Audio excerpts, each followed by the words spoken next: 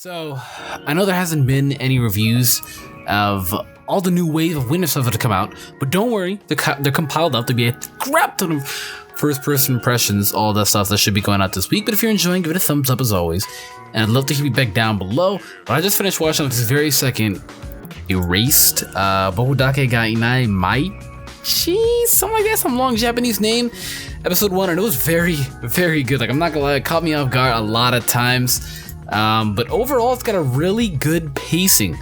It pretty much talks about a boy, Fujinama, and pretty much he's like 29 years old, and he's got this power called revival.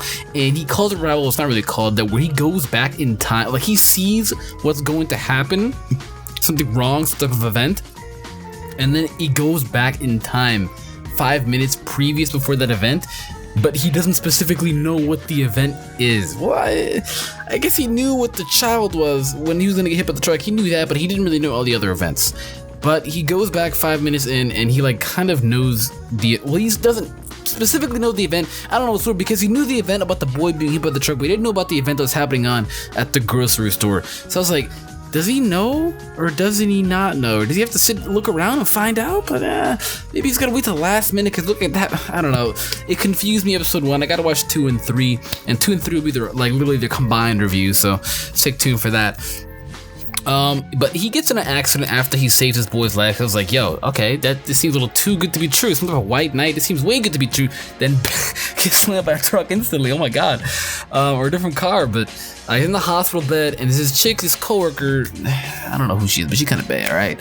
But, only person sees him at the hospital, and I'm like, you know what? I see something happening here. I see something happening to her that is going to make him become a child again, because we all know he becomes a child again and goes way back in time, like a solid 19 years back in time, because of this extreme revival that he has more along toward the end. I'm getting to that here shortly.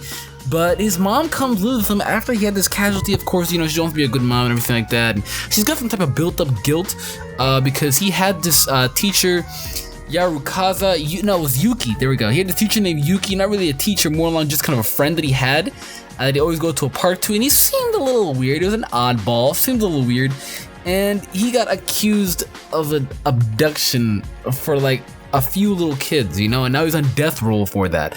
And he's falsely accused. He didn't do this. The entire time I was thinking to myself, there's no way he did this. Look at this guy. There's no way he did this. But then again, if you look at him and how he's shaking and just how he looks and acts, prejudice-wise, it looks like he'd be the type of person to do it when really he didn't. I don't know, our society has come down to nowadays, where we look like we can do something, but then we're not going to do it. That's our society nowadays, and they judged him, and he got the blame for it. I don't know how. They must have really dealt with him really good for him to get this blame, because don't they have to go like in depth to find out who actually did this instead of just blame the guy that looks like it? But I don't know. Point is though, is that he got blamed for it, and Fujinama has been upset about it this entire time, you know?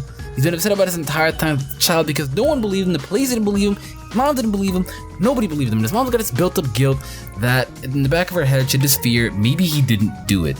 You know, maybe he didn't do it after all, maybe somebody else did it. And the grocery store is what really solidifies all of this, because the event was the guy almost did another agent to make it look like it was him, and he did that not because purely he was going to, you know, go through with the abduction. He did that because, you know, he wanted to show that he was the abductor. He did it because he's like, hey, FYI, I was the abductor, you got the wrong guy. He did that just to show a sign to make them feel bad about themselves, pretty much. It's just, I don't know, it's a common anime thing that they always do all the time. It's type of like guilt tripping they do, you know?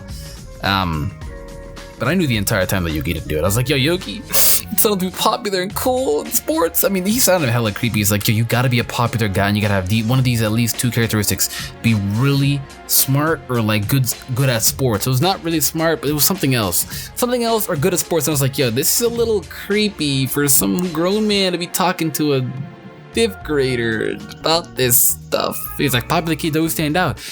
You know, don't be ashamed. Encourage yourself. Have the courage. And it's just like, that's a little creepy, just a bit.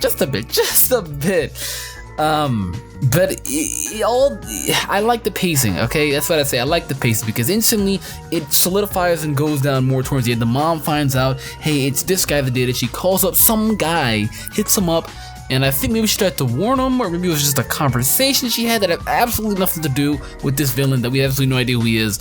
But I don't know. Maybe she tries to warn him, I don't know, but she comes back home, right?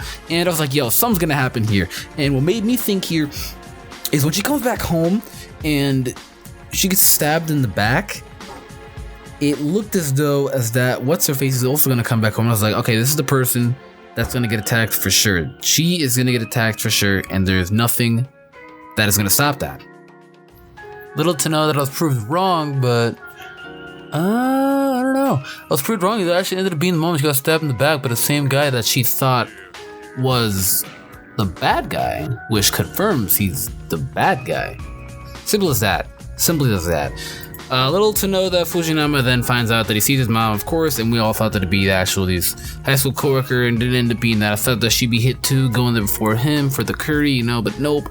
And then he's flashed all the way back to 10 years old because he was framed and had like some type of hypertension revival. But more in store? Definitely. I'm gonna be watching more of this, and you see 2 and 3 combined for reviewing that. I don't know if 4 comes out, but you see 2, 3, and 4 comes out soon. But yeah, that's actually it. So if you enjoyed, give it a thumbs up. I'd love to hear your feedback on what you think of this show. So far, it's definitely, I think, the best of the season. That's what it's looking like. That's the general consensus of the community. But if you think otherwise, then drop it down below. But that's it. So I'm gonna get up out of here. Goodbye.